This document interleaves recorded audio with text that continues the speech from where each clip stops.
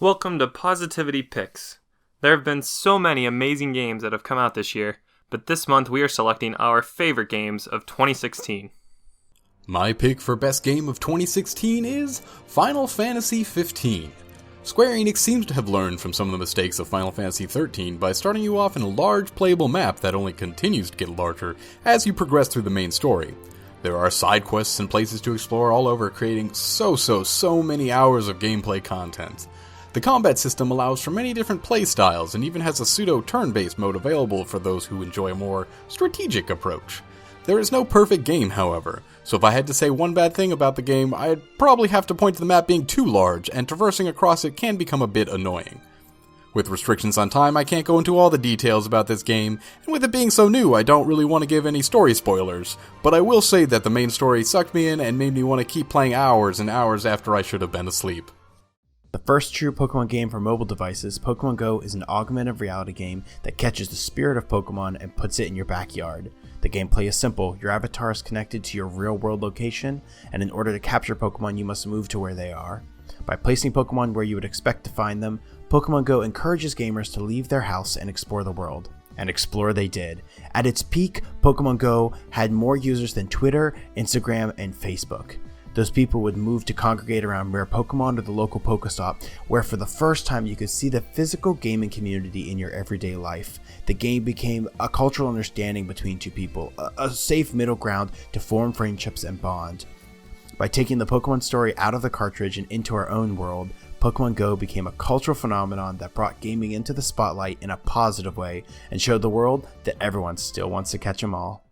This was a difficult choice for me, but Naughty Dog's conclusion to the saga of Nathan Drake stood above the rest this year. I really appreciated the focus on stealth combat rather than gunplay, making Uncharted 4 feel like the action-adventure game it should be rather than a shooter. The writing is of the amazing quality that we have almost come to take for granted from Naughty Dog games, and Nolan North and Troy Baker really showcase why they are viewed as the best of the best in voice acting. Uncharted 4 is one of the best-looking games I have ever played as well. I found myself in picture mode over and over, trying to capture the beauty and attention to detail of each of the varying environments. Finally, Naughty Dog had a very difficult task concluding the storyline of the beloved Nathan Drake, but they handled it with aplomb, closing the game with one of the most satisfying endings I've ever experienced. Legion has put the world back into World of Warcraft in such a big way, it feels like I'm 12 and I'm discovering Azeroth all over again. I found myself back in Northrend, out in the Eastern Kingdoms in Kalimdor, all for different quests and objectives, and incredibly enticing side stories. And not that I mind the Broken Isles either, they are amazing.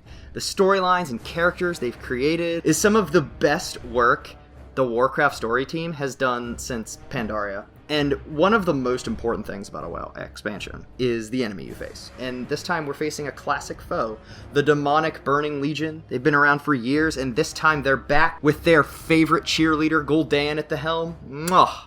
Perfect. Even more exciting is the fantasy they've given to each individual specialization with their mass combat and class update. It's made all of the different classes feel more important and diverse than ever. I cannot stress enough how much I feel Ian Hazzikostas and the rest of the Warcraft team have set us up for a fantastic adventure for the rest of Legion and what lies beyond. Well, there you have it. Those are our favorite games of 2016. Let us know what your favorite games of this year are in the comments below. Thanks for watching, and see you next time.